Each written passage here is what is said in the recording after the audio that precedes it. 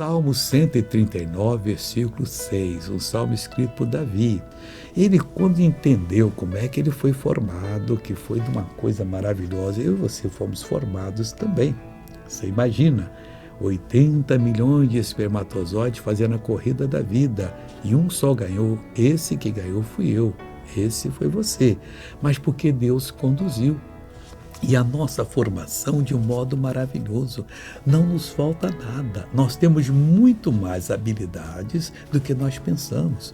Temos que orar a Deus para aflorar essas habilidades, amabilidade, gentileza e tanto mais, e até na parte espiritual, para nós podermos ser uma bênção nas mãos dele, mas nunca saindo da palavra, porque tudo está na palavra de Deus. Sem ela, nada do que foi feito se fez e nem se fará.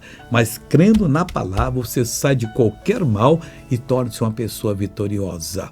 E diga amém. Veja essa pessoa abençoada. Esse braço, o que era? Uma dor que pegou no braço. Quanto tempo? Ela está com 6 meses. 6 meses. E o que essa dor impedia da senhora fazer? Até que altura a senhora levantava aí? Mais ou menos levantar até assim.